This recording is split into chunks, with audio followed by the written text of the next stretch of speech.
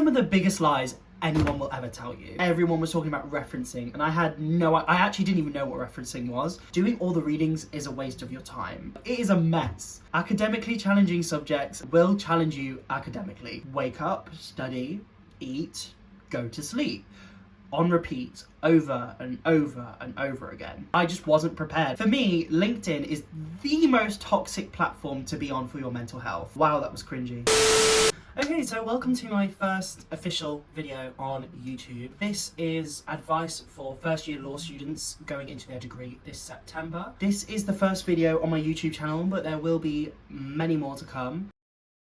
Even though first year doesn't count, it does. First year doesn't count, it's the time to go out. Uni doesn't matter at this point, let loose. Some of the biggest lies anyone will ever tell you. First year is the time to understand how to uni. Uni is so different from college and sixth form. So first year is the time to learn how to smash your degree, so that when second year comes around, you can perform as best as you physically can due to the experience that you've taken on during first year. There's just so much to get used to. Referencing, time management, living in a new place while studying, learning to manage your well-being. All of these things are things that are essential for you to learn in first year. And that's why it's so important to get out of this mindset that first year doesn't count, because it really does. I remember when I entered first year, everyone was talking about referencing, and I actually didn't even know what referencing was. I mean, I went to Warwick, so a lot of people who go to Warwick have been to a private school, which might influence why this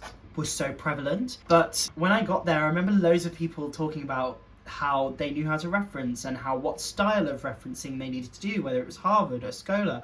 And I was just sat there what is referencing? Please somebody tell me. And nobody ever told me. All university did was sent you some quick reference guide, which you would definitely get as a law student. And I was just expected to figure out how to do it. So these sorts of things are why it's so important in first year to make sure you are trying your hardest, because it does count in these aspects. Also, firms will be looking at your first year grades in your applications for second and third year. So if you don't try in first year, it is really going to hinder you when it comes around to the point where you're looking for a vacation scheme or a training contract. Particularly in law, first year grades are very, very important.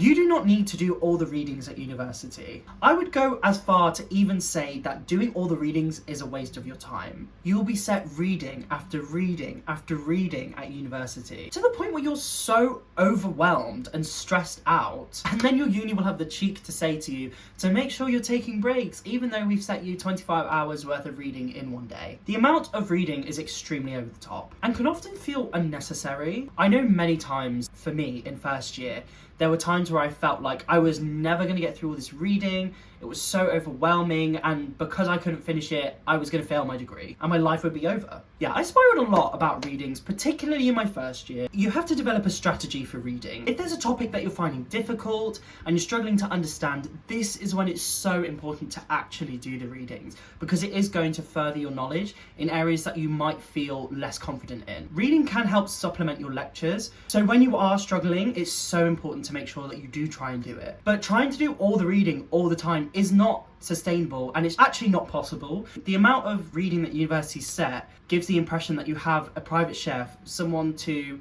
do all of your well-being walks for you that they suggest that you do, someone to clean after you, someone to get your clothes ready in the morning. It's just not realistic for you and how you are going to live. So you have to develop your own strategy for reading, and that definitely should not include doing all of them. On developing a strategy for readings, there's something kind of controversial that I don't really agree with what some people do.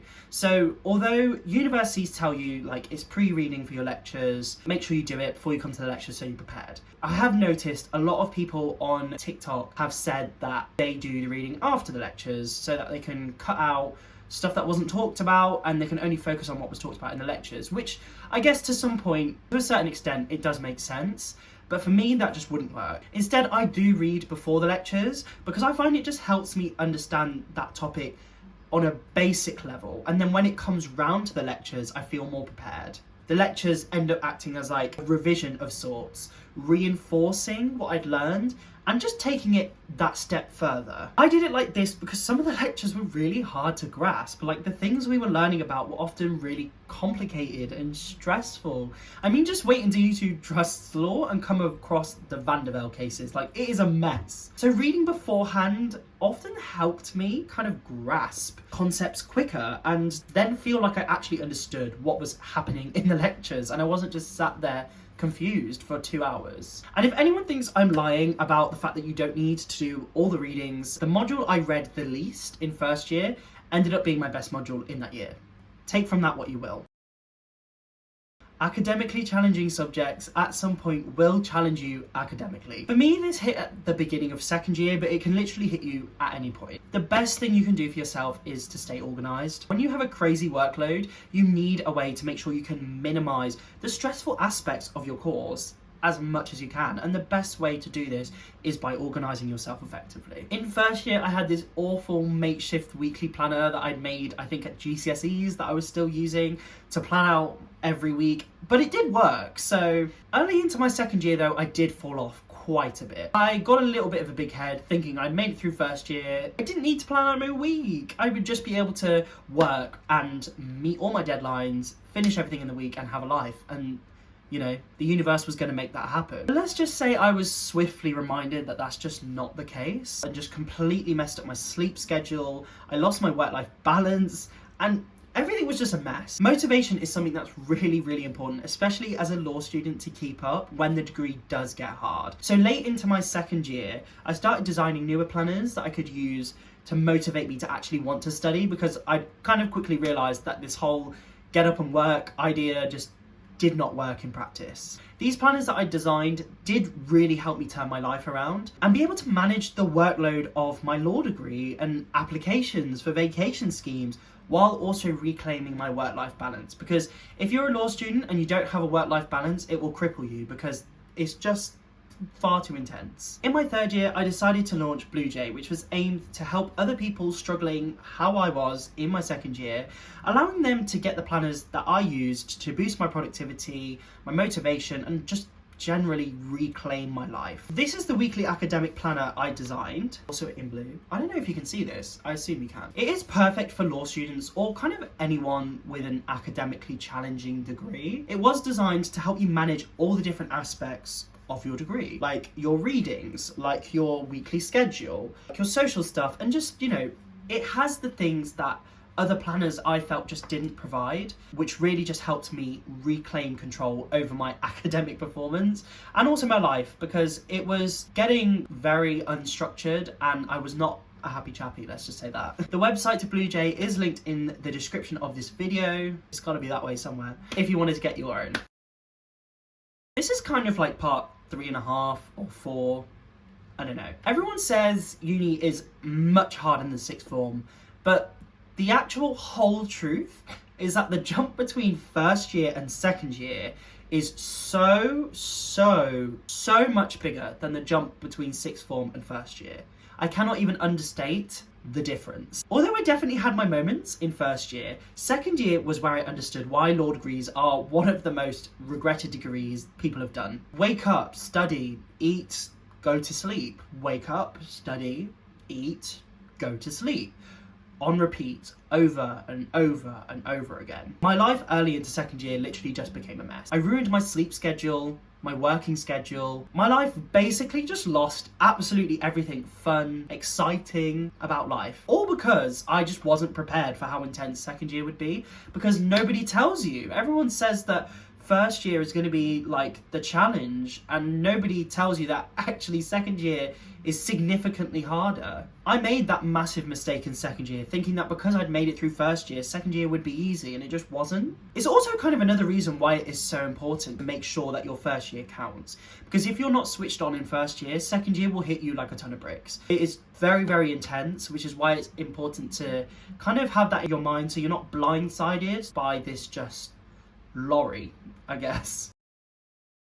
LinkedIn warriors. If you're watching and you're a LinkedIn warrior, there will be people that seem to be doing hundreds and hundreds of schemes and have hundreds and hundreds of offers with all the firms that you want and got rejected from. It's inevitable. I like to call them LinkedIn warriors. I do think I coined that term. If I didn't, I'm going to continue to believe I did.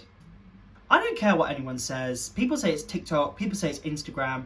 For me, LinkedIn is the most toxic platform to be on for your mental health. You've definitely seen the posts. I'm so happy to announce that I was successful in my 50th application in a row. I have been offered 4 vacation schemes, 5 training contracts, and a 50k signing bonus. And you're just sat there like, I passed my EU law module. And I thought I was happy about that. These LinkedIn warriors literally just appear out of nowhere and ruin a good day. For me, I feel like they just appear out of nowhere to make yourself feel worse about yourself. The worst thing you can do for yourself is to compare yourself to these people on LinkedIn. When you have been unsuccessful in applications, seeing all these people with like 2, 3, 4 successful offers and they have the choice does make you feel a bit horrible about yourself. It makes you think like, what's wrong with me? Why are they having so many offers to choose from, but I can't even get one? I personally have taken a little bit of a step back from LinkedIn recently.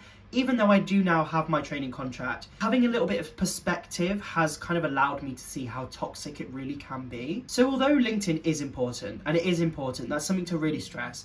If you want to go into law, LinkedIn is an important platform to use. Try not to get too engrossed in it though, because it can be very damaging to your mental health, especially if you're already feeling a bit insecure. Also, I have some very strong, very strong opinions on how to use LinkedIn and how to network in general, which I can talk about if anybody wants me to. I can discuss that in another video if there's any interest, although I am by no means an expert. So that was it, my first YouTube video on advice for first year law students starting their degree. I hope you've enjoyed this video. Subscribe, as there will be more videos coming soon. You can influence the content that I make in literally any way you want. Any questions that come to me, I do try and get around to as soon as possible. YouTube will see everything first. But also drop a follow on TikTok as well as Instagram. Jay's Law Live on all platforms. Wow, that was cringy. But yeah, thanks for watching. I'm surprised I didn't die with these flowers behind me because of the hay fever. Drop a subscribe and I'll see you later.